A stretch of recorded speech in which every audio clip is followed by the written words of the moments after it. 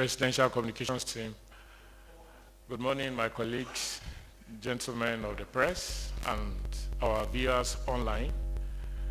Sorry we are starting a bit late this morning. It was due to some engagement that we had to fix before now. Now we are here. One of the key priorities of the Buhari administration is to stimulate local production of food to achieve self-sufficiency, attract both foreign and local investments while creating jobs, and of course reducing poverty in order to enhance the livelihood of families in Nigeria. This goal gave rise to the mantra of producing what we eat and eating what we produce. And the responsibility of implementing this agenda is vested in the Ministry of Agri and Rural Development. This morning, the minister saddled with that portfolio, Dr. Mahmood Mohammed Abubakar, will update the press and the general public, as well as our viewers online, on the strides and achievements that the ministry has made in the realization of this core mandate of the President Muhammadu Buhari administration. He will speak with us on the core area of implementing the President's mandate in the agricultural sector, while highlighting key achievements recorded within the lifetime of this administration. Without wasting too much time, I would like to invite the Honorable Minister, who I must point out has been here since 10 minutes to 10, ready to deliver what Nigerians want to hear. Honorable Minister, please.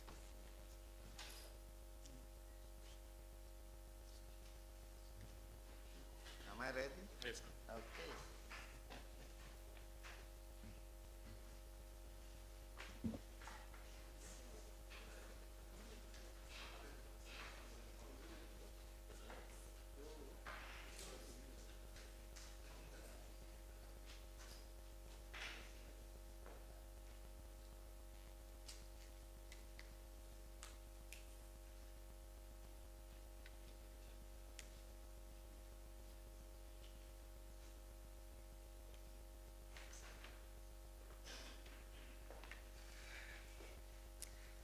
Thank you very much. Let me start by introducing some of the members of my delegation, starting with the Permanent Secretary of the Ministry, Director, Federal Department of Agriculture, Director, Land and Climate Change, and Director, Extension, and some other directors that are here, are all part of the entourage. So let me start again addressing the Special Advisor to the President on Media and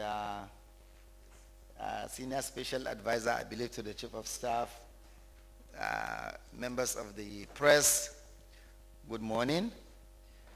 My job today is to take you through a presentation, as you can see, the stride and achievement in the Nigerian agricultural sector, what the ministry has been doing, our mandate, our vision, our mission. But first of all, let me tell you that agric is a people-oriented sector. So you'll hear so much about collaboration, cooperation, synergy, international cooperation with agencies, with government, just to make sure that we develop our agri sector. So this is what will be seen during the presentation, starting with the background, the status of project implementation, and then you will have the impact of agri on the economy, and finally the conclusion. Please, next slide. Our mandate, come back please, thank you.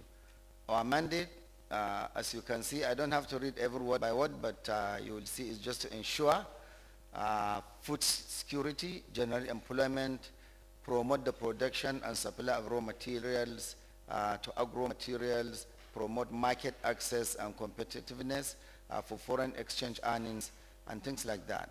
Our mission, let me start with the mission. Mission is what we are doing currently. And there is our mission, to manage the agricultural sector through multi-stakeholder engagement and to develop commodity value chains and promote agro-industrial development to ensure food security and drive the economy diversification for sustainable growth and employment. What is our vision? That's the future, what we see us doing to lead the development of Nigerian agricultural sector and to achieve a hunger and poverty-free nation, which is part of the SDGs. I believe you know that. Next slide, please. This is the layout of the ministry. We have 11 professional departments, 13 departments and 3 units, and our agencies and institutions. As you know, we also have the agriculture universities under the ministry. So this is the layout. Next slide, please. Background.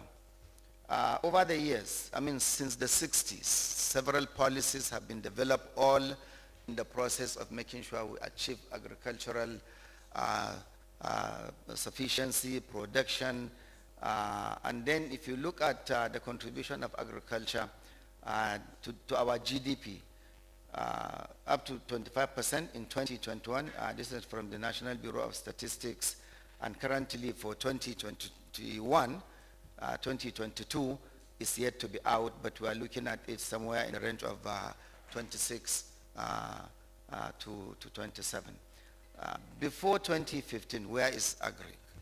You will see later in the presentation the quantum leap because of this particular administration, because of the drive by His Excellency President Muhammad Buhari to diversify away from oil and gas to the agri sector. And that is what we should have done years before now. I'm sure a lot of you would know that back in the 60s, 70s, agri was big. Nigeria was big exporter of cotton, of peanuts, cocoa, you name it. So next slide, it's just simple background. Okay, continuing with the policies, our current policy, which has just been approved by the Federal Executive Council, is the NATIV. Why? Going in line with current global disposition on technology and innovation in agri, smart agriculture. So we have the national, why are you going back and forward? What happened? We have passed the background. Thank you. So I'm talking about the NATIV, even though you have just passed the page. That is the National Agricultural Technology and Innovation Plan. This is what the ministry intend to use 2022 to 2025, 27 to drive the agri the way the rest of the world is doing it today, technology, innovation. Okay, here is our national development priorities, and this is based on the 9 priority areas of the government. Ours, of course, is achieve agriculture and food security. You can see all the others. Now, agri is part of all of this, even though there are agencies that are responsible for a lot of these individual priority areas. But agri, like I said, is people-oriented. Everyone must eat. You know, it said man must work. So agri is for everybody. These are the areas, and you will see what we are doing to make sure we achieve our own mandate. Next. Ministerial priorities. There you are. Work with state, and this is where we are talking about the collaboration. Work with states to build feeder roads, provide electricity, water, to increase farm to market access, support enterprise, and all that. Engage in land clearing, which there's an agency that is doing so much of that, but still there's a part of the ministry that is also doing some of this. So it's all interconnected. And that's why I talked about collaboration and cooperation. Engage with state government and private entities to scale up rearing of cattle and all other animals, cropping, of course, maize, sorghum, cassava, and the rest of them. The list goes on and on. Implementation of a rural transformation plan, including green imperatives on private public partnership, and expand the mechanization and animal traction programs. Mechanization is compulsory, it's a must. You cannot feed a country of over 200 million without mechanization. The era of the rudimentary farming system really is on its way out, unless if absolutely a country cannot afford. Implementation of the NLTP. So that's the livestock sector. And this is the one that I've just spoke about before now. The NLTP is a program that it's a collaboration between federal government and state government. State government will express interest to be included in the NLTP program. And this is, of course, as you see, the National Livestock Transformation Plan. This is to bring together everything about livestock, coordinate and approach it with the federal government and the state to increase our livestock sector. Employ, train, and deploy about 75,000 agricultural extension officers. We have different departments that are engaged in different things, engaging with the people. Extension largely is part of that area where education, capacity building, and just pulling people together, whether they are cooperative societies or a group of farmers. Extension does that. Next. Okay, this is all in continuation with that. Like I said, I do not have to read every single, but you can see that to achieve those ministerial priorities and deliverables, we follow through all of this. As you can see, that is what will help the ministry achieve its mandate under Mr. President directives. Specifically, if you go to number 16, you will see to implement a strategy towards the realization of Mr. President's commitment to take 100 million Nigerians out of poverty in the next 10 years. We have many programs for doing that, and you will see later also in the presentation different ways that we provide direct and indirect jobs, and even indirect, because there are certain jobs that the indirect will now lead to just additional that you have not even envisaged. This is all happening in the agri. Go to the next please. Okay, this is status of project implementation and achievement on the ministerial deliverables from 2020 to date. Next. National Strategic Food Reserve. This is the department that is concerned with making sure we have grains in store, in making sure that the country can respond to any challenges, to any emergencies, to make sure that production of crops are not going to waste. We have ways of saving them in our silos that are constructed in such a way that they will not allow food to go bad. So we have procured about, as you can see, 79,277.3 metric tons of assorted grains between 2020 and 2021 to replenish the one that was given under Mr. President directives during COVID-19.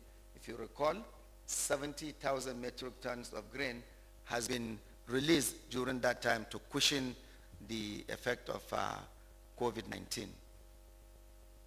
Keep going. Yeah, that's 70,000 metric tons, giving rise to about 2,300 trucks of assorted grains.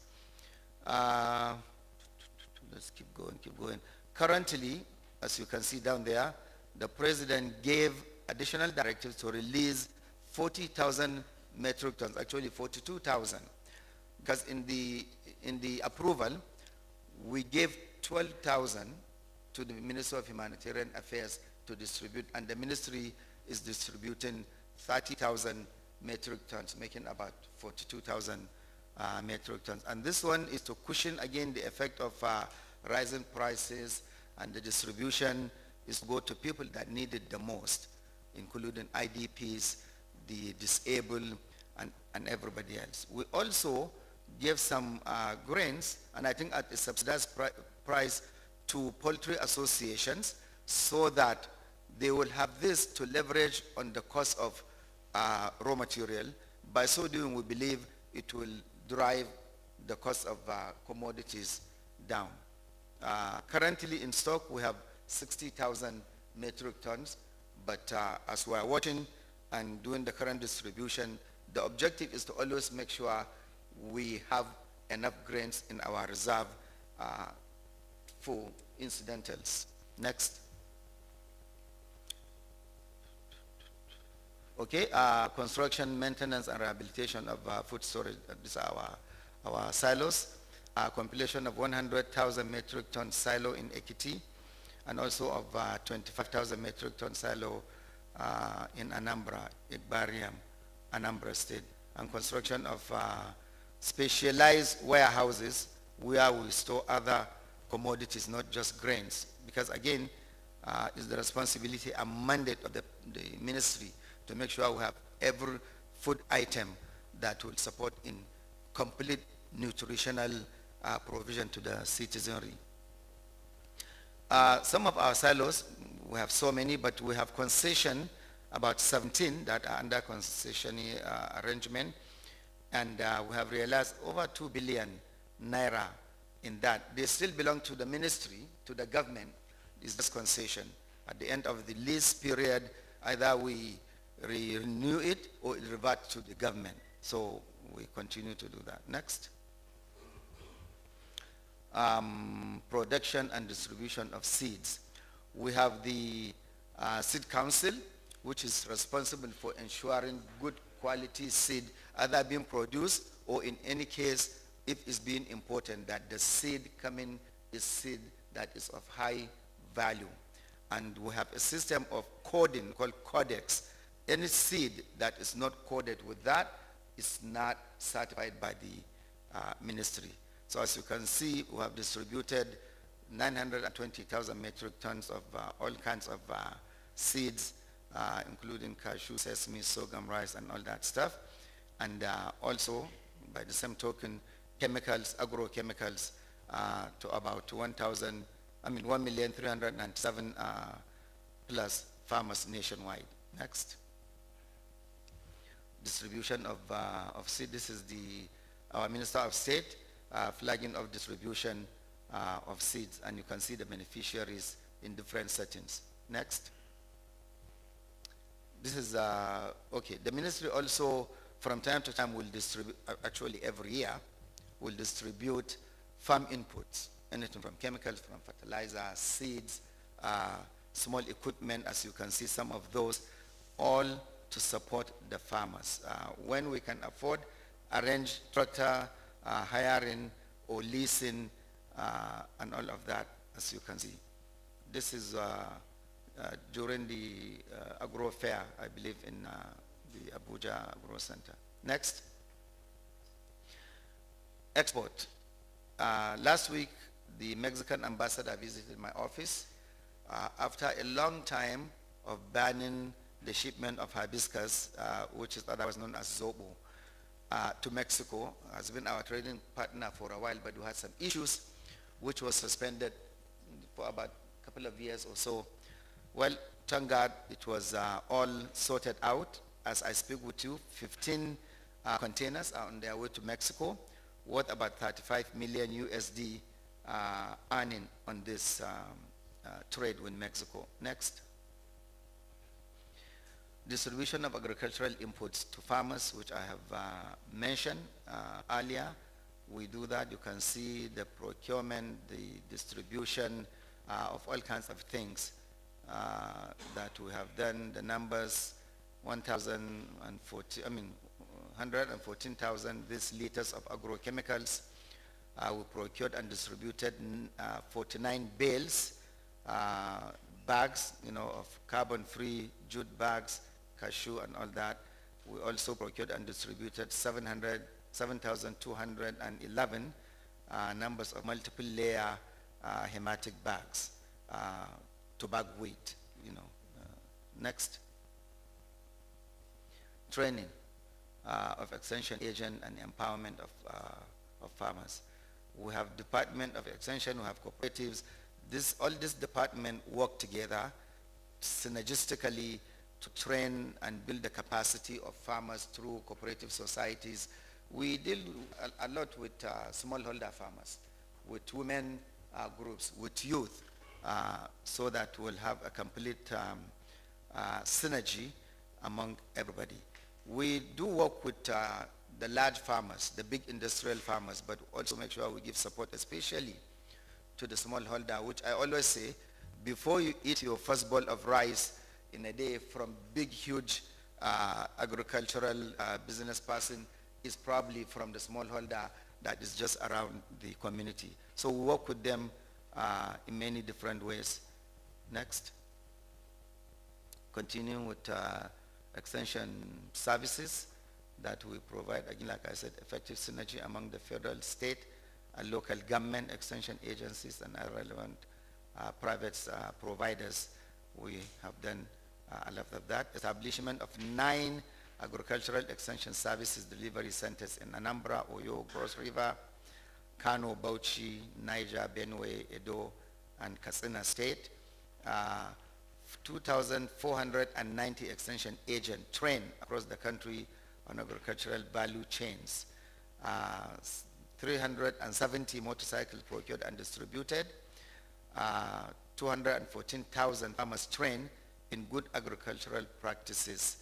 And the list goes on and on. Please, continue. As you can see, all of the extension services as youth and women empowerment. I mentioned earlier, we work with youth, we work with women. Next. Farmers registration. We have registered 1,548,77 livestock farmers, and then number of agriculture farmers, farmers. And total farmers registered is about over 6 million. The ratio there is 58% of them are males, and then females 41%. This is, part of our database, building database, which is available to state, just so you know, to access this information from the Federal Ministry of Agric. Next. So you come back. There is this program that also came up during the Economic Sustainability, AFJP, that is Agri for Food and Jobs plan. Under that also farmers were enumerated and registered. Next. Construction of agribusiness incubation centers. Of course, we need to build capacity for us to be able to achieve our mandate. Otherwise, we'll still be in the rudimentary stage. We have professionals, engineers in the ministry. I think in all ministries, Agric is the one with the second largest number of engineers of all the ministries. You can see the number of people trained, about 4,000 beneficiaries in the various universities, including one of ours, University of Agriculture, Makodi, who also synergize and work with other universities, Eradua University, University of Ibadan, University of Maiduguri, Niger Delta, Bayelsa, and of course Abuja here. Next. Establishment of 10 numbers integrated large-scale rice processing plant. We have 10 rice mills that are currently under construction. 2 of them are almost nearing completion. In fact, the one in Abuja here is probably about just 3% remaining to complete. And we'd like to once again thank Mr. President for graciously approving a special intervention to complete these rice mills, and we intend to get this done by the grace of God before the end of this administration. And when completed, this rice mill will be close to about 7 million metric ton shortfall in the domestic rice demand. So Nigeria will be self-sufficient in rice production.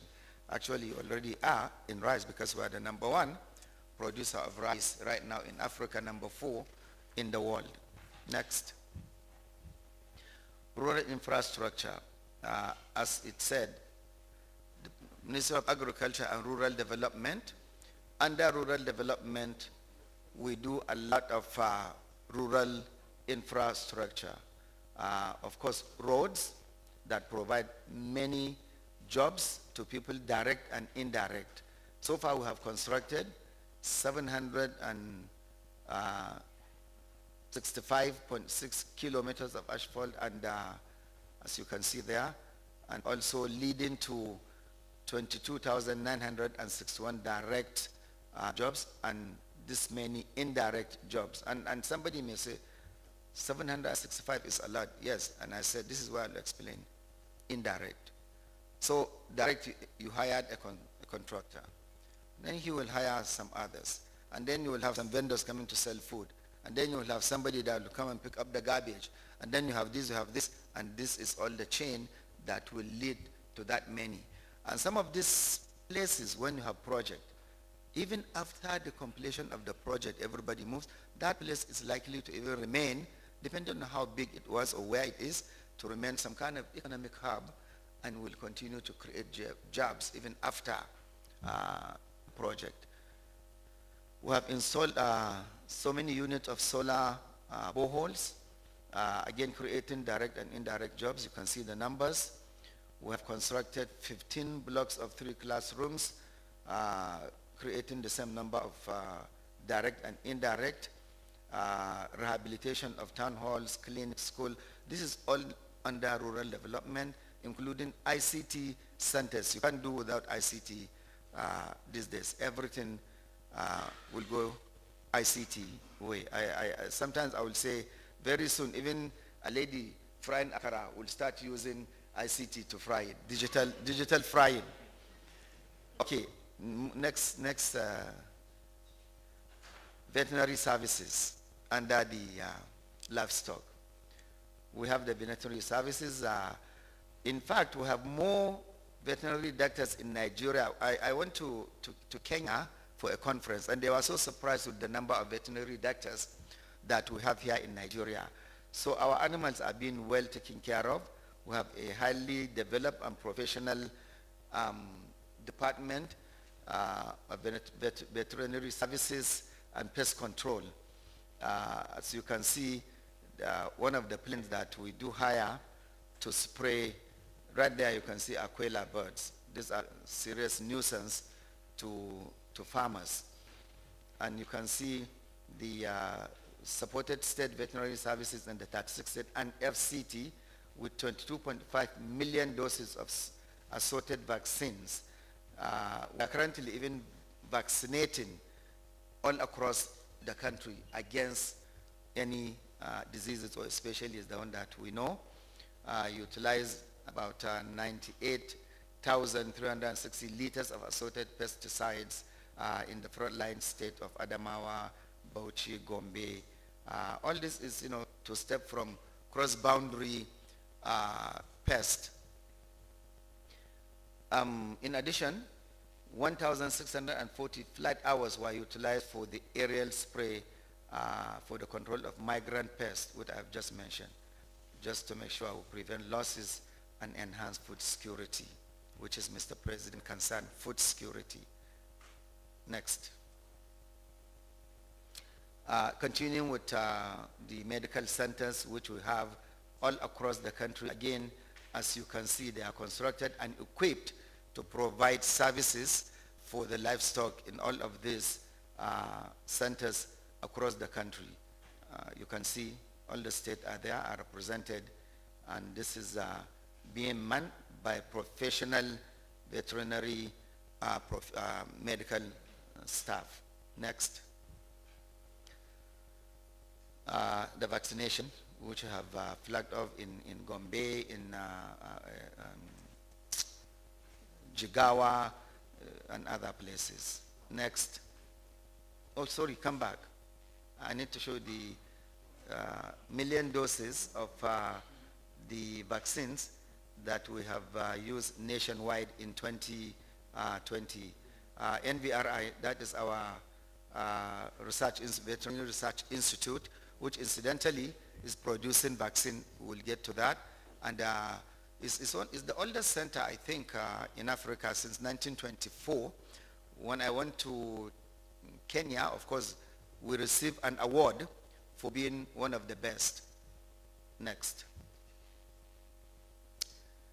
Soil and water conservation. This is our Department of Land and Climate Change that are involved in land restoration in general and then soil, and also you can see provision of water through water harvesting, and in some cases including arch dams, which those are being constructed by rural development, and then water harvesting, of course, and land rehabilitation is under the Department of Land and Climate Change. You can see what we have done through that during the dry season farming, over 150,000 for all year round farming due to availability of water. You can see that we have establishment of 165 hectare integrated farm on agroforestry. And agroforestry is one of the ways that you have, like you kill two birds with one stone, maybe even three. You grow your forest, the land, you restore the soil and the climate. So many birds. Next. Soil testing laboratory. The best way that you can reap the benefit of your soil is to know the content of the soil, the fertility, is to know what kind of minerals are there, so that you know what kind of fertilizer you will apply, how much of it, and at what interval. This laboratory that we have, they will test the soil. In fact, we have a database of all the soil in all the 36 states, and by so doing, we help the farmers to utilize their input very, very well. We have conducted detailed national soil survey and fertility mapping project in Edo, in Gombe, and the rest of them. Developed digital nutrient maps, which I've just mentioned. We have developed 4,000 hectares of land for soil mapping, with 92,500 household community having access to more land for farming in Abia, Kaduna, Cross River, Bauchi, and the rest of them. Oyo. Next. Fish development. We have our Department of Fisheries that are involved, of course, in our aquaculture, fish development. You can see the establishment of fish farms, cluster for youth and women in all of those states, as indicated, Adamawa, Katsina, Gombe, Enugu, Edo, Zamfara, the rest of them. Also provision of 2,048 smoking kills to reduce post-harvest losses. And these are some of the issues sometimes that we face. When we harvest and we cannot properly store it, we end up losing. So the ministry is doing everything possible, just as I've mentioned, the spatial storages, the silos, is the same thing in the fish sector. 158 fishing and shrimping vessels were licensed for exploitation of fish and shrimps in the Nigerian territorial waters. And we have established 50 number of fish farms clusters for young graduates and women in Taraba, Enugu, and Kaduna, and 5 fishermen compliance center to complement the code of conduct for responsible fisheries for sustainable artisanal fishery in Kano, Adamawa, Bayelsa, Kwara. Next. Animal husbandry services, again in continuation with our livestock. The NLTP, the National Livestock Transformation, as I think I mentioned earlier, is a program that involves the state and the federal government. This is to really strengthen the livestock center. In Africa, again, especially in our region, we have the greatest number of cows, goat, you name it, through the services of our animal husbandry. As you can see, we have distributed 51 number pasture transportation equipment with head to toe to selected grazing reserves. Last 4 or 5 weeks, I was in the Paikoncore Grazing Reserve where we flag off our pasture development and planted special kind of grass in the reserve to provide for the animals. The wisdom there is in the reserve, you have enough food for the livestock. They don't have to be traversing across state borders. And the reserve are big enough. They don't have to stay in one place. They can go around within the reserve.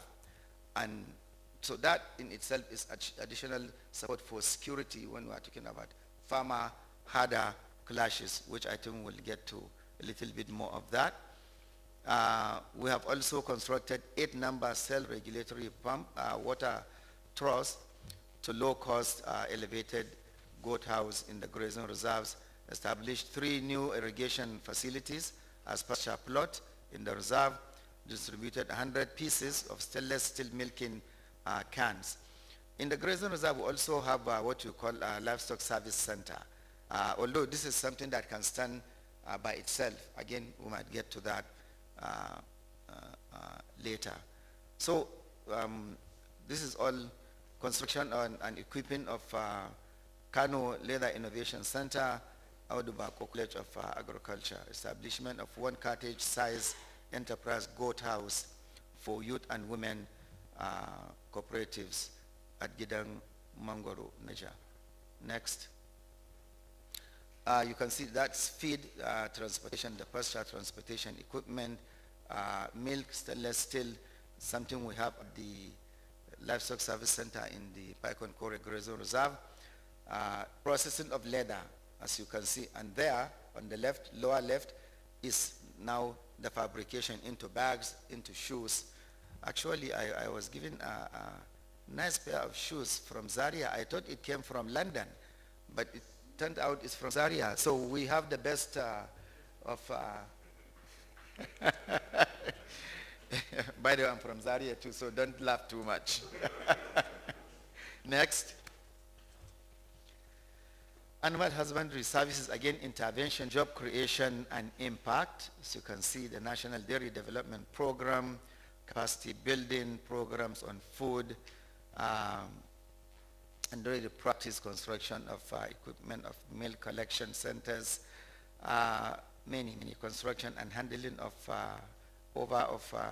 milk processing centers in Kano and Taraba. Jobs creation.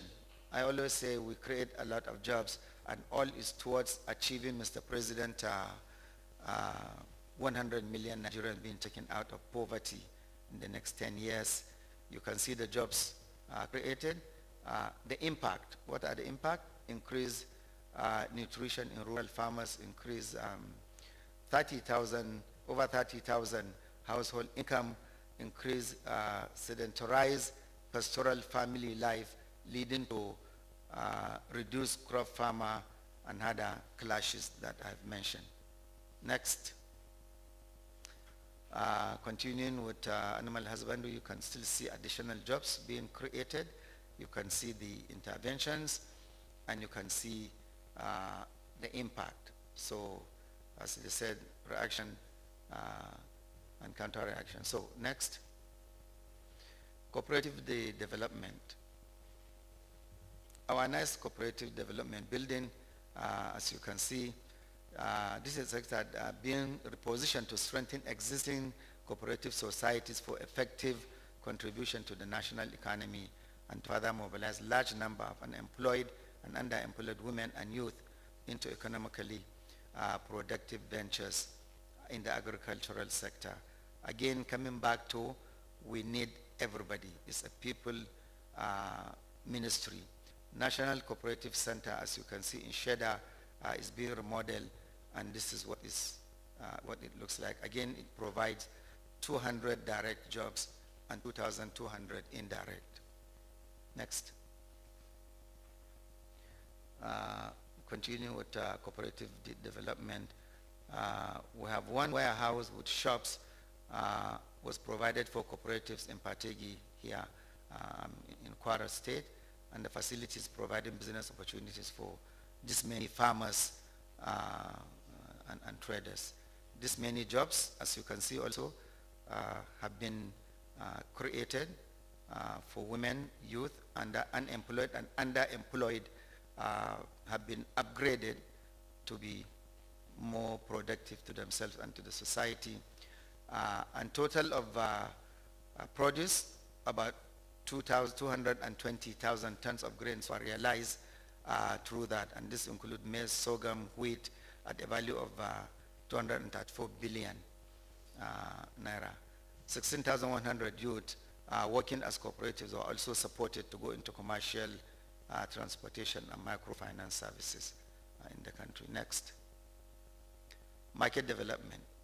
Farmers might produce and not be able to find where to sell them, or maybe an area where there will be economy of scale. So the ministry also is involved in developing markets so that you will bring the farmers together and make their effort rewardful. So marketing of commodities remain largely unorganized and undeveloped, and what we do is to have a multi-stakeholder approach and to adopt and equip and upgrade major commodity markets around the community and villages, so that we'll have the Nigerian Commodity Exchange is also undergoing reform to enhance private participation. Next. Partnership for securing agricultural lands and investment. So despite government funding of the agricultural sector, the full realization of the outcome of this intervention is hampered by the twin effect of climate change and insecurity on the farms.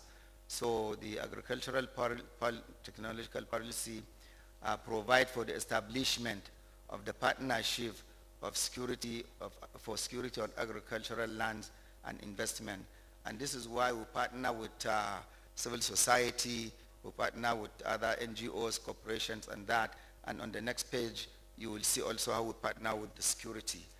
Down below, you can see the implementation of framework that is anchored on the deployment of 5,000 agro rangers. These are civil defense security that were retrained to become agro rangers that will provide some kind of security. Next. Some kind of security for the farmers. This is all to make sure that production and farming does not stop, so that we'll continue to maintain our production level, to maintain our food security, to make sure we have the food that we need in our silos. You can see the agro rangers. These are specially retrained to be able to provide that, and to also, protect from the cattle rustling and all that. Next. Collaboration with development partners in delivering ministerial mandate. Next. So externally funded. We have a lot of programs that are being funded by international organizations, by government of different nations, be it America, France, Japan, the rest of them, a lot of them, the UK. We have all of these funded programs. I'm not going to read through, but you can see the value chain development program. This is a synergy between the federal government and the International Fund for Agri-Development, IFAD. We have several of that. This is VCDP, and the next one is Life ND, which is to improve the quality of life in the Niger Delta, and you can see the different states that are under this particular program for the rural youth and women: increase food production, income security, create wealth, reduce poverty in that particular region. And then we have the appeals, which is World Bank and the federal government, and this is the agro-processing productivity enhancement and livelihood support project. And it's the same thing for small and medium-scale farmers to improve value addition along priority value chains in the participating state of Cross River, Kano, Kaduna, Enugu, etc., Lagos. Next. Continue with that. Internationally funded. You have another one here. This is called ATAPS, the Agricultural Transformation Agenda Support Program. This is also a program that is located in 4 zones. 7 states, namely, as you can see, in Anambra, in Enugu, in Niger, Kano, Jigawa, Kebbi.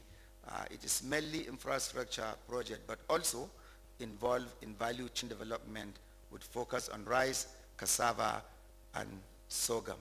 And this project is up until 2022. World Bank, again, another project is called RAM.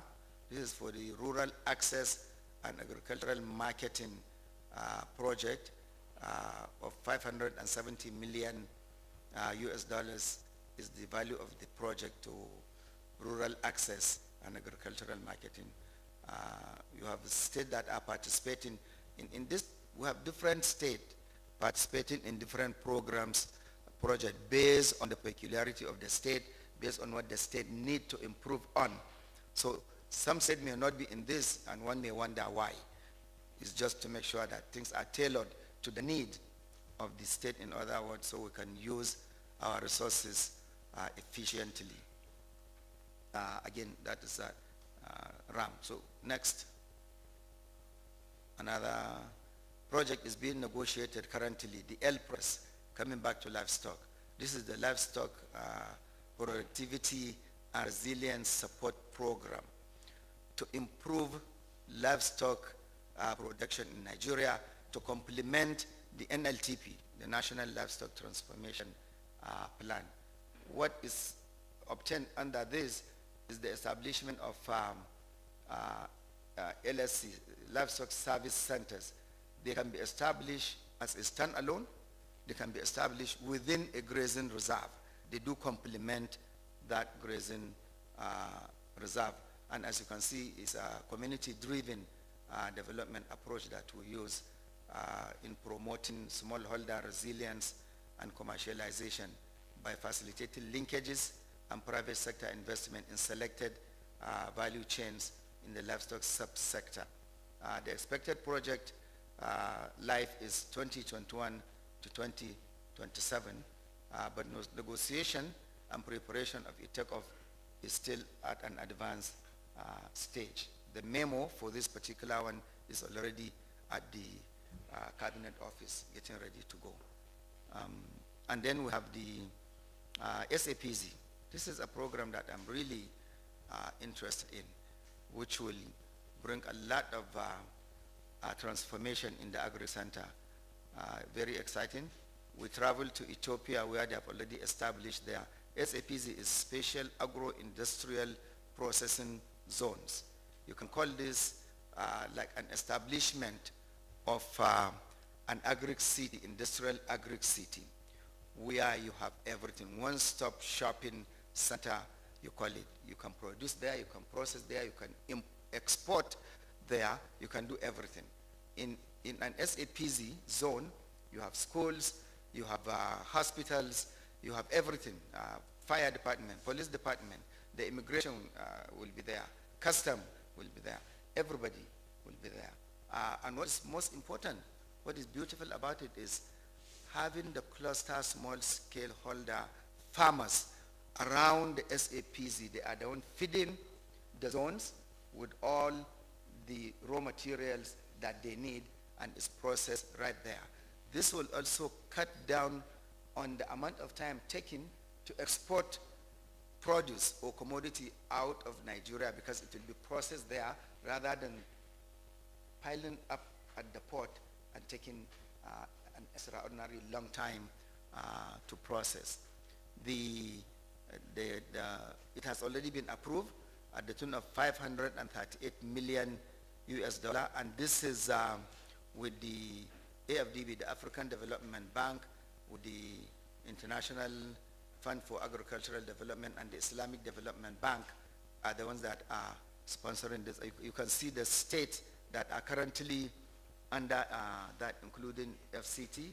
We have Kano, Kaduna, Kwara, Oyo, Ogun, Cross River, Imo, and the FCT. Our objective is eventually to actually replicate this in every state of the Federation. This will bring about an accelerated development, not just in agri, but also in industries, because investors will go into these zones and build state-of-the-art industries that will process all this produce. The next one, current one, is AgriSal. This is Agro-Climatic Resilience in Semi-Arid Landscape project. Incidentally, I actually wrote and requested, or the concept note of this particular project when I was Minister of Environment. And that was after a project that expired called NUMAP, the Nigeria Erosion Watershed Management Project. So we requested for this. This is an extension. In the previous one, you are dealing with specific watersheds. With AgriSal, you will be actually touching on almost every watershed because it's about land restoration, it's about bringing in the community, it's about dealing with climate, it's about agriculture, it's about environment, it's about water. The three ministries that are working, Agric, Environment, and Water Resources, are the three ministers that are driving this particular project, and it's about 700 million US dollar being funded again by the World Bank. Next. And I think this is probably the last one. This is CASP, the Climate Change Adaptation and Agro-Business Support Project. Also was to increase income, to enhance food security and reduce vulnerability for smallholder farmers, particularly women and youth. I have said that we focus on these two groups because they really are the ones driving the sector. Participating states, as you can see, are there. The amount of money voted for that project and is well being extended to 2022. So it's ongoing, but wrapping up. Next. Okay, what are the impact of all this externally funded project? You can see 3,666,851 direct and indirect jobs. Again, don't be scared by the 3 million jobs. We are talking about direct, indirect, and indirect, as I have mentioned earlier. So it's a chain. And then you can also see the 2081 number of commodity aggregation, cartage, processing centers, and storage facilities that were constructed. The total number of rural roads constructed, 2,642, tube wells, bridges, culvert, solar power. In food production, cassava, over 1 million metric tons. Rice, over 1 million metric tons. Maize, over 3,000 metric tons. Ginger, over 15,000 metric tons. Poultry, meat, over about 191,336 kilograms. Catfish, tilapia, the number goes on. Wheat, over 3,000, almost 4,000 actually metric tons. Tomatoes, cashew, cocoa, poultry, eggs, and stuff like that. Sorghum. Next.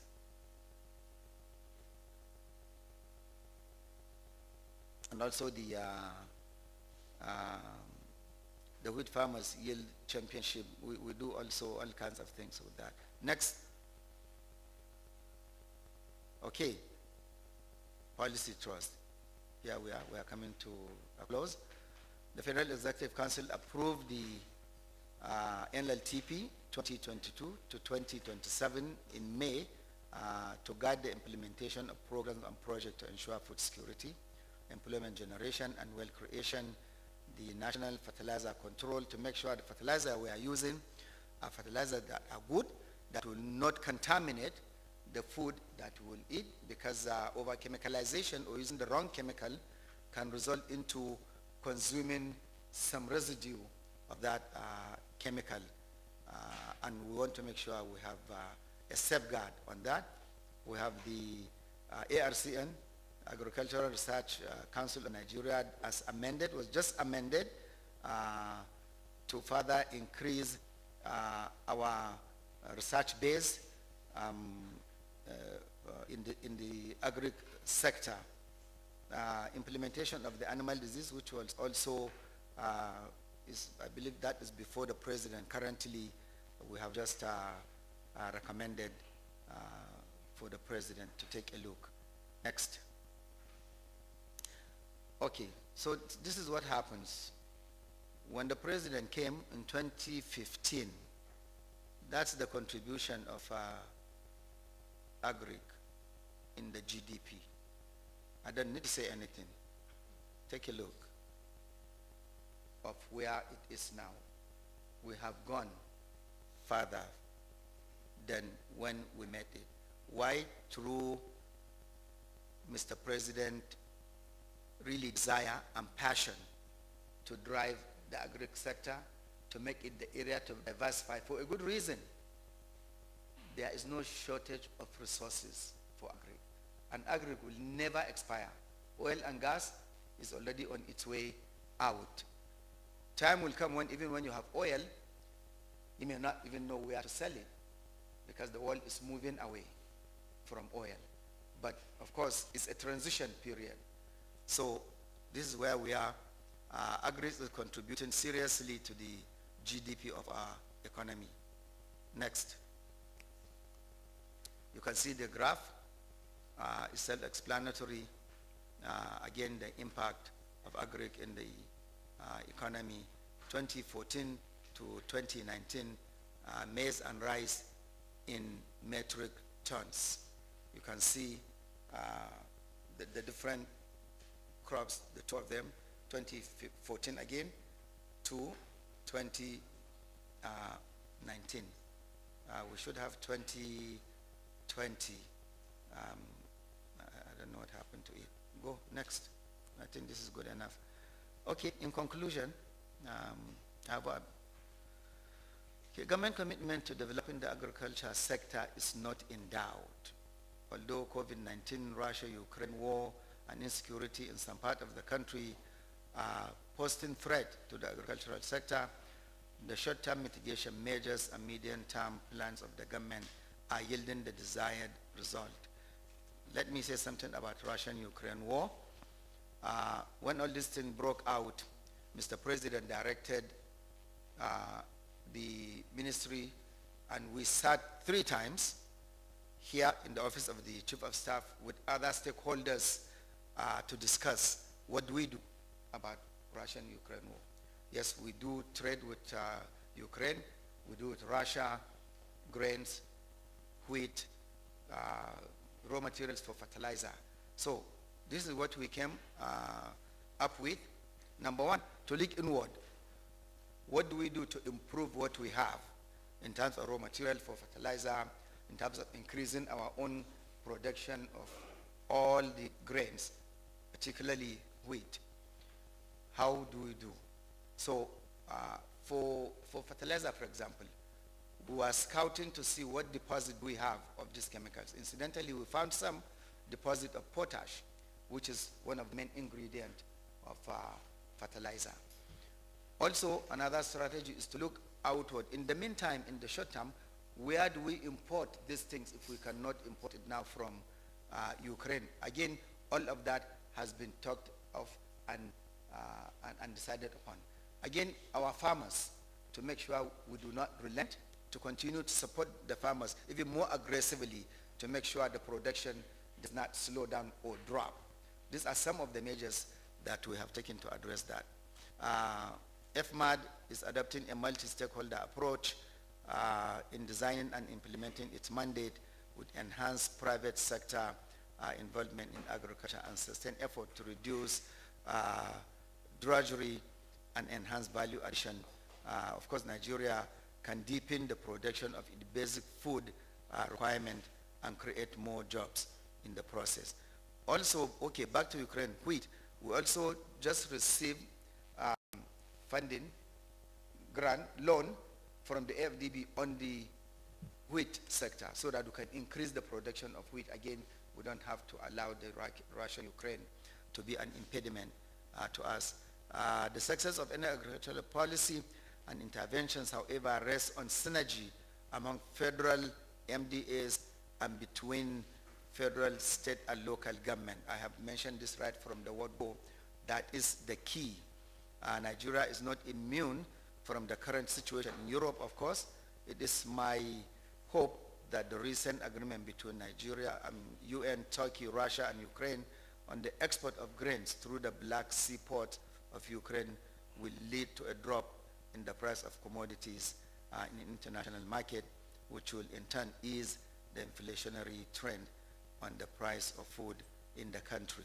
So elevation of prices, commodity prices, is not peculiar to Nigeria or anybody, even the developed countries. I read London is crying out loud because of increase in different things. Why all these are still, apart from Russia and Ukraine, what is still driving this up to now is COVID. Up till now, the supply chains have not completely returned to pre-COVID. So there are still things that have not reached their destination. And these are all causing the prices escalation. I think I have done everything. Thank you very much for listening.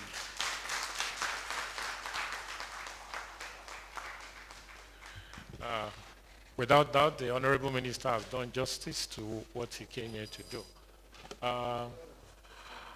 Please, let me make some clarifications as we go ahead asking our questions. One, as you notice, the Honorable Minister mentioned in passing the usage of fertilizer. I believe that when the NSIA man came, he did a lot on fertilizer, so he won't be taking questions on fertilizer.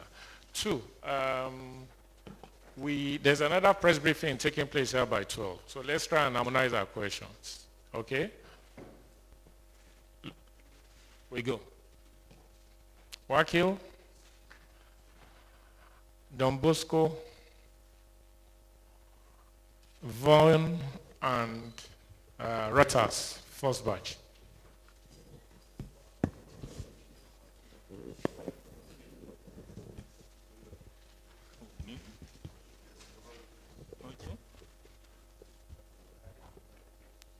Okay.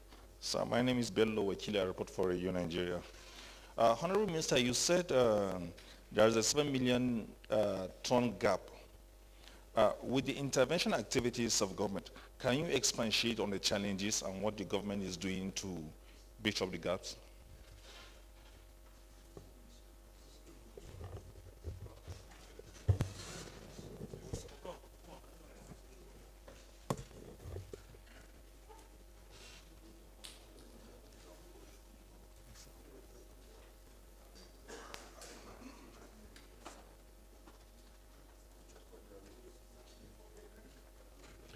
Okay, my name is John Bosco. I write for Vanguard. The Honorable Minister, you mentioned the contribution of agriculture to GDP.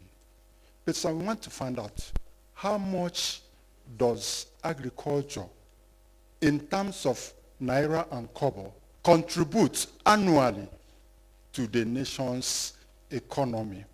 And how has agricultural institutions also contribute in the economic development of the country?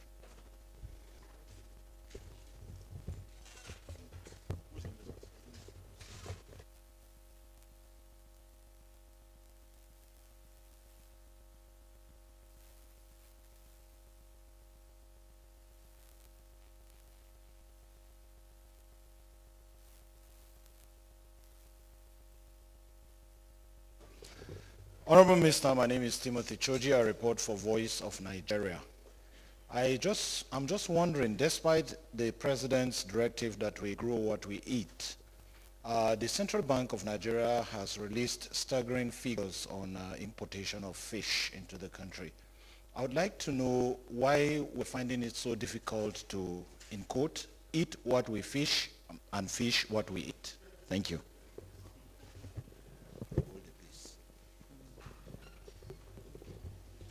Honorable Minister, my name is Felix Onwa, and I write for Reuters World News Agency. My question is on agro rangers. I'd like to know if your ministry set them up. How are they recruited, trained, armed, and even paid?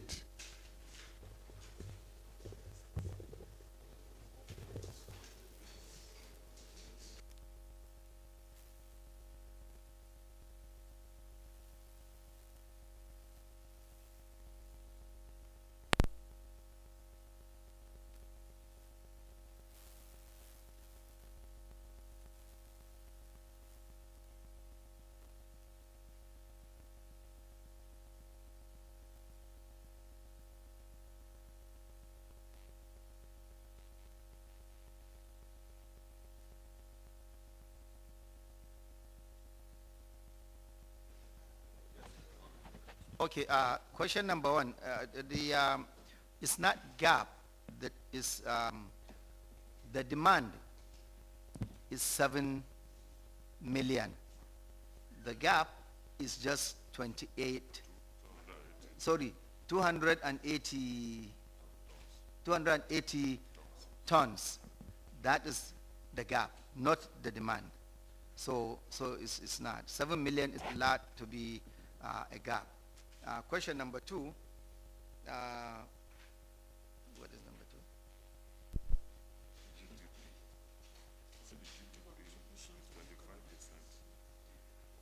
But he wants. Okay. Do we have the figure? Okay. Okay. We gave you, in terms of percentage, to be able to give you a Naira and Kobo. I think we'll have the directors to calculate that. We can even supply with that later. I don't have that figure here with me right now in terms of Naira, but oftentimes we report all of these sectors, any sector, not just agri, in percentage of the GDP, but yes, figures can be given. So we'll give it to you. Fish. Eat what you fish and fish what you eat. Where is fish? Department of Fishery. I think you may need to say a little something here, the importation of fish.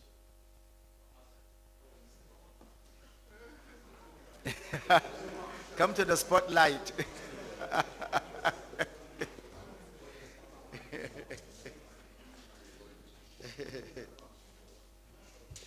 then agro ranges. That one. Still I have the figure. Okay.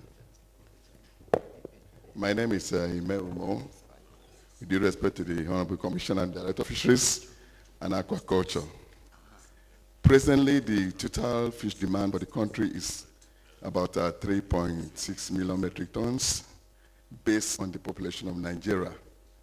And the total production is about 1.2 million metric tons in all the sectors, aquaculture, industrial, and also the artisanal.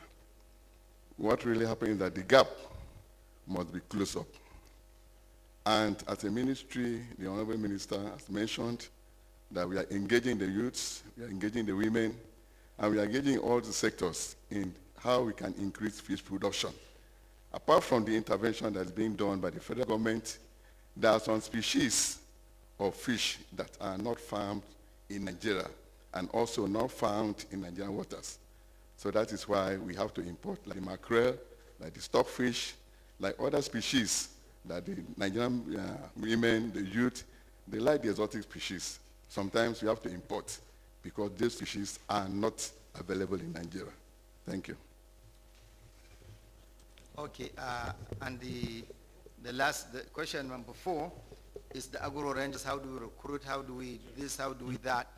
The agro rangers are already members of the civil defense. Already they are security agent of Nigeria. We are not employing or recruiting them new. All we do is take that portion that one and retrain them extra for what they will be doing, for what they will be engaging with. That's one. Number 2, who pays them? They still draw their salary from the federal government as usual, but of course may get some extra allowance for being taken to do a special job. And this is open for other states that can provide the camps or post where these agro rangers can be posted to. So that's that. Nothing special about employment or payment. How much have you invested in this route so far?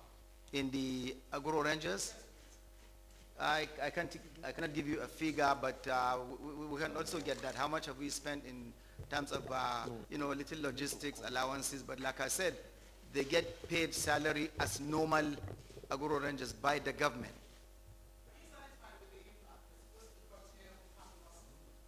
Yeah, why not? Absolutely. They are doing their job, and we are giving them the support, and we are monitoring and evaluating, and if there is need to do something different, we will do that. Do I take it that Gloria has taken one of the 4 questions?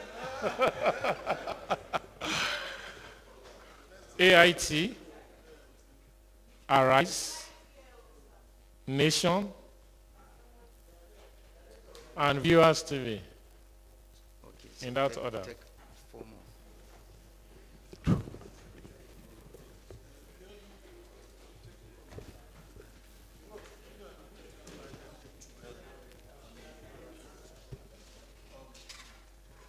Honorable Minister, good morning. My name is Yemi Adebayo from AIT. My questions to you will be, what do you make of reports from... Okay. Oh, sorry about that. Okay. I want to ask you, what do you make of the report of Action Aid Nigeria? Because 2 days ago, the organization says Nigeria is no longer on track to end hunger in 2025. What do you make of this report, or what's government response to this? And it also cited in that report that Nigeria's level of commitment to the principles and values of Comprehensive Africa Agricultural Development Program has also drifted. What's your response to this? I have a response. Good morning, Honorable Minister. Yes, we've had COVID-19, we've had Russia-Ukraine war, but available statistics shows that Nigeria's food importation has been on the rise for a very long time before COVID arrived. And despite the interventions by the Nigerian government, we remain a net food importer as a country. The agricultural trade deficit has widened. In fact, in 2019 alone, it was almost 1 trillion naira for the year. So I wonder, what do you think is wrong? Despite these interventions, we remain this net food importer as a country. Thank you.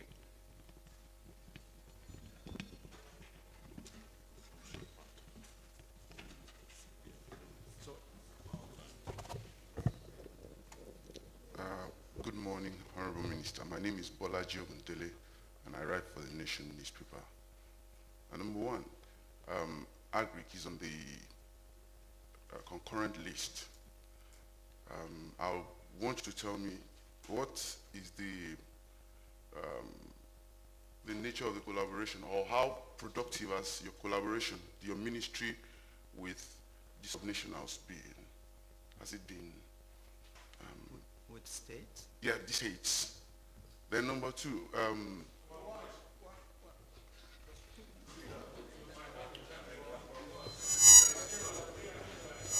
Good morning, Honorable Minister. Good morning, everyone. My name is Dorcas Bello. I report for Viewer Television. My question is going to be more of a continuation from the question from Adesua. Now, after the rice pyramid, Nigeria has, to an extent, made a remark to the world, right, about our importation and production of rice. Now, we are the voices of the common man. First of all, on a lighter note, how much is a bag of rice in the market? And if you look at the price of foreign rice and the price of local rice, they are almost on the same margin. Now, to a common man, all of this intervention, when would it get better? Thank you. Okay. Number one. What is number one?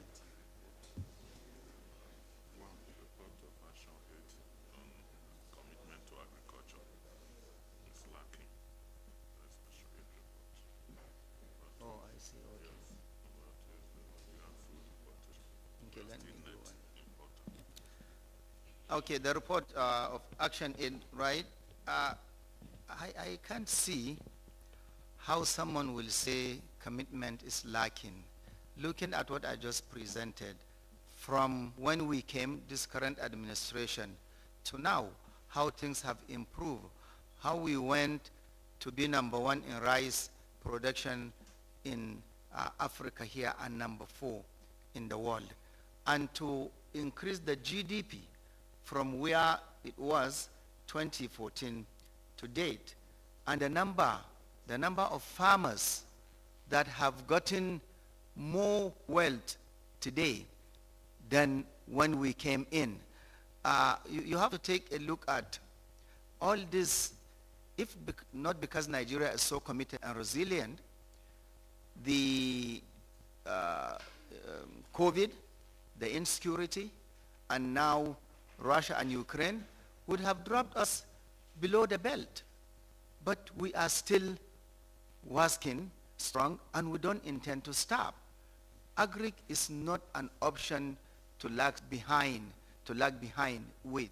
And this government is doing everything possible. Yes, Mr. President is serious about it, and is giving the necessary support and intervention to this ministry.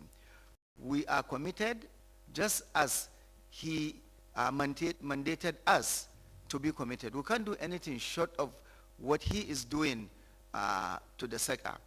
But at the same time, you know, people that are outside somewhere may see things differently than you see it within. And I think, yes, you will not ignore reporting. You can take a look and see what is true and what is false. So Nigeria is committed. On track on what? Of course we are on track. Who will not want to be on track to end hunger?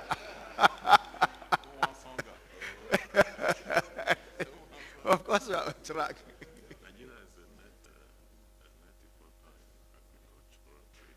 We are not net importer.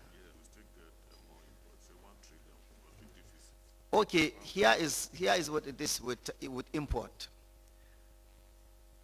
Can we compare ourselves with America in terms of agricultural production or viability? No, we can. America imports a lot of food.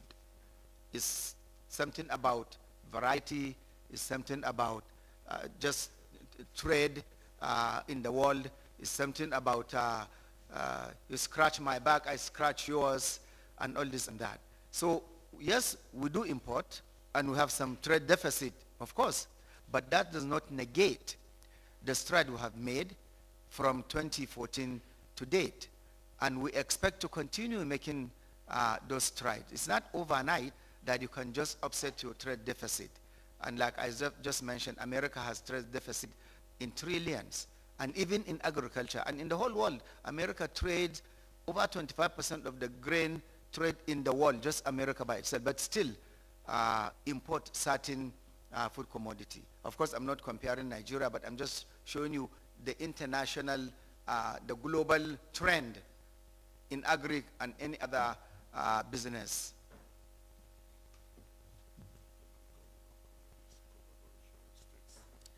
Yes, agri is on the concurrent list. We do have very robust collaboration with state government. I mentioned a number of projects here that we are working with the state government. And one of the things first is to allow the state to even express interest. No one is shoving anything down somebody's throat. Are you interested in NLTP? Are you interested in LPRES? Are you interested in this wheat production, in this, in that? You are interested? Yes, okay. If it's a situation where the federal government will fund 60%, 80%, you provide 20%. We do that, and we have a lot of those. Even the NLTP I just mentioned, the LPRES, the SAPZ, a lot of this state have the right to do, and we collaborate on many other. We have the National Council on Agriculture that meets every year with the state to discuss and pass resolutions on things that state, individual state or collectively want to do. And we have just increased another, we call it community of practice, in addition to that, so that we can still improve the synergy. This is also a meeting that we do every year to look at other peculiarities in the different state in terms of production of one crop or the other, in terms of animal husbandry, in terms of poultry, all of these things. So we have a robust collaboration, and I think they are happy. We are happy because we are not receiving any complaints.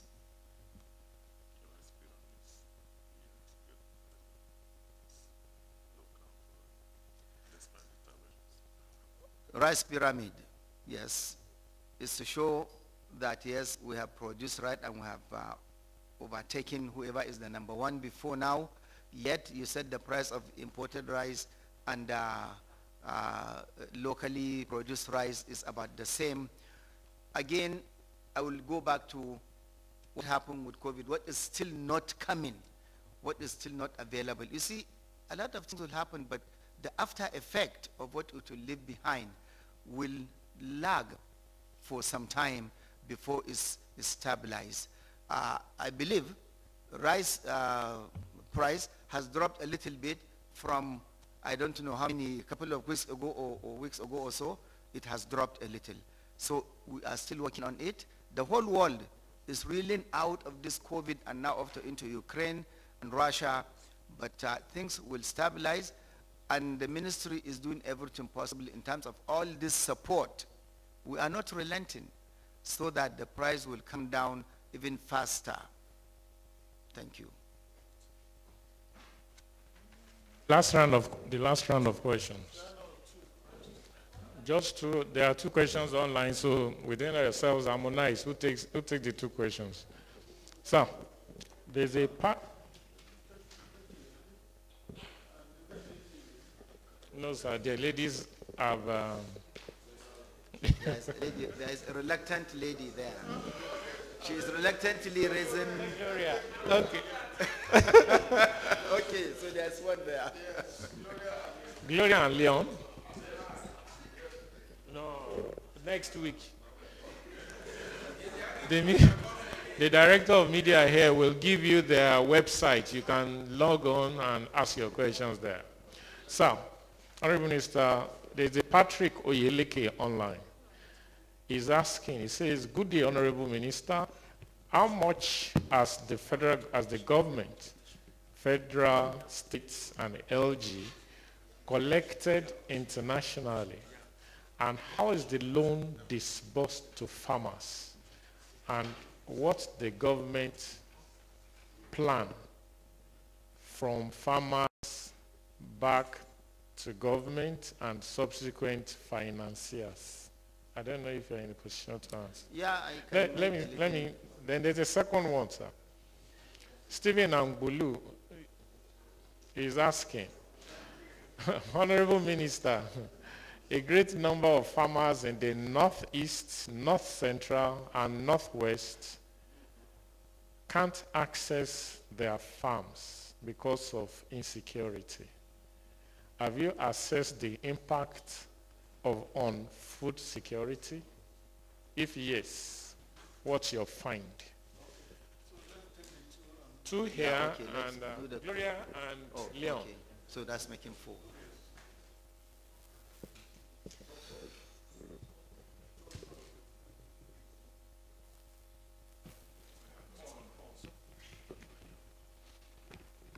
Thank you very much, Honorable Minister. The achievements you have reeled out, they are impressive. But somebody has mentioned the price of rice in the market. She merely compared it with the price of local rice with the foreign rice. So, but my question is still based on market price. A few days ago, I went into Kashi market to buy yams. And I bought maybe 5 miserable looking yams for 12,000. I didn't find it funny. I know that prices of other food produce in the market, they've gone beyond the capacity of ordinary Nigerians. So I'm just wondering, why do you think these very impressive achievements, in food production, prices in the market defy them? When will Nigeria begin to see the results of this very impressive agri-production in the country? Thank you, sir.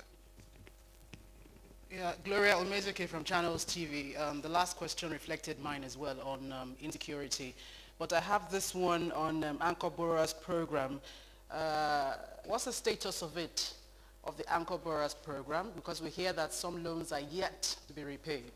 Thank you.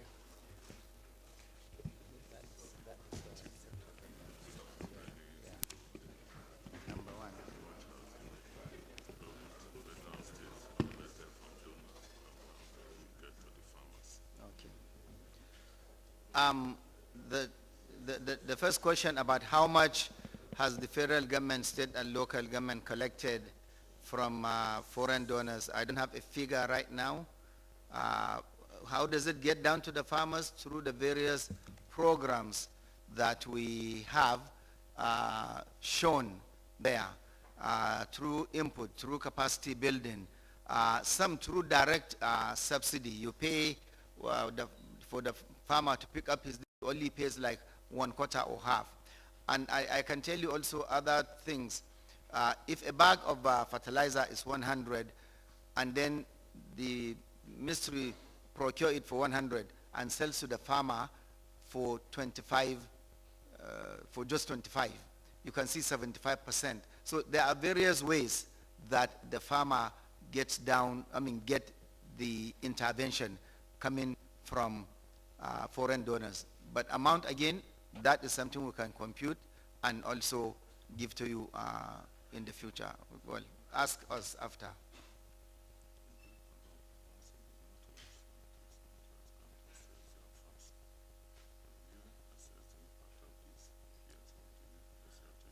Okay, about farmers not being able to access their farms, northeast, northwest, and north central. Yes, it's a concern for us, for the government. However, if you notice, production still has not dropped to any significant level that will say it has dropped. And it's one of the reasons why also we have this arrangement for the agro rangers to provide some measure of security to be able to access the farms. Truly, yes, if you cannot completely access farms all over, yes, you'll expect a drop in the production. So, but right now, we are doing everything possible to make sure it maintains through that security provision and other, things that we may not necessarily mention, but you can see food is still being produced for the most part. The third one.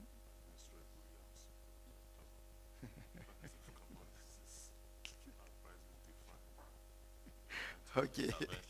Okay, 5 miserable yams that were purchased at 12,000. How come all these are defined impressive achievement?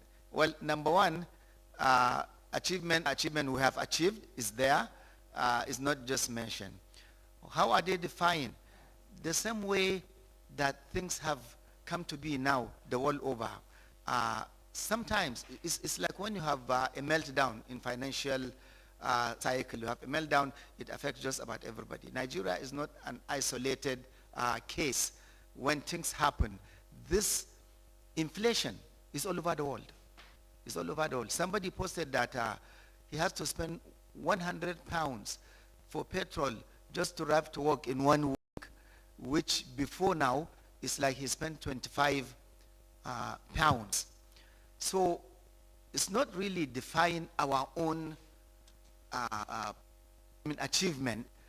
It's probably the world phenomena that we are currently facing, and everyone is working towards reducing, and everyone is doing it according to their own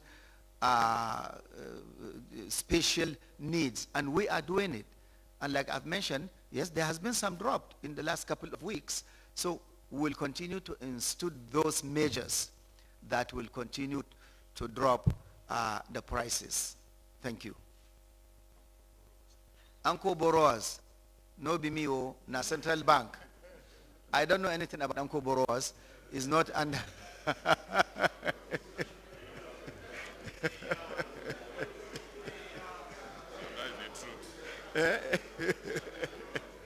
It's being operated by the central bank. So how much is being given or not being collected, honestly, I don't know. We don't have that data in the ministry, but we still work and collaborate with the central bank in agric. But the Anka borrower, we don't know. We don't know. So, but they are still our partner, just like NELDA, PSI, NSIA, Pepsin, all those that are in agric. We like to collaborate with everybody that is in the agric space. Thank you. Thank you. Thank you, Honorable Minister. Please, friends and colleagues, I hope we won't see headlines like Agric Minister washes hands of anchor borrowers. Please, please, please, please. It's just a simple explanation. It is operated by the Central Bank of Nigeria, so you can direct your questions to the Central Bank. Let's not generate controversy or crisis through that question. Thank you. My duty now is to say thank you to all the stakeholders that are here, the minister and his team, to the media people, to PCT. Let me appreciate the permanent secretary. They say it's Dr. Ernest Umahire. I know him as Dr. Afolabi Umahire.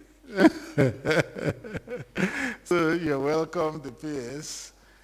And a number of directors are here. Engineer Shehu Bello, Director Agric, Land, Climate and Change Management. Dr. Memuna Habib, Director of Veterinary and Pest Control Services. Dr. Samson Umo, he talked to us about fisheries. Engineer Frank Kudia, Director of Agricultural Extension Services. Mr. Ibrahim Tsanimu, Director of Planning and Policy Coordination. Engineer Abdullahi Abubakar, Director of Federal Department of Agriculture. Dr. Joel Oruche, our own Director of Information. Then Engineer Adebi, Director of Agri Business and Marketing. Engineer Ubandoma Ularamu, Director of Project Coordinating Unit. Engineer Dr. Sule Haruna, Director of Food and Strategic Reserve. Engineer Abubakar Jibril, Director of Cooperatives. Mrs. Winnie Shulani, Director Animal Husbandry Services. There are some senior technical advisors here too. Dr. Sanusi Abubakar, Dr. Kabiru Yusuf, and then the SA Media is Mr. Farid Labaran. We have CIO Information, Mr. Ezeacha Ekemefuna, Mr. Afolabi Yegoke PA, Mr. Yuguda Abubakar, and Mr. Balarabe Abdullahi, who are the photo and camera people. We want to thank you all for coming with the minister, just as we appreciate the minister for gracing this platform. We thank you and we hope that any other time we invite you, you will oblige us. Let me also thank Dr. Adaya, who is SSAP Development Policy in the Office of the Chief of Staff to the President, and then members of the Presidential Communication Team. Of course, we must always mention our First Lady, Yogi Modi, who does a yeoman's work every week to put these briefings together. Okay, thank you. We thank Afsin Tolu Ogunlesi, Loretta Onache, Biodun Oladunjoye, I've seen Naomi, I've seen James, I've seen other members of DG, other members of the media departments. Thank you for doing this week after week. And then can we not but mention our media friends? If we put this together and you don't show up, then it's already botched. But because you show up and you report faithfully, that's why we can continue doing it week after week. Thank you very much. May there be more food on your table.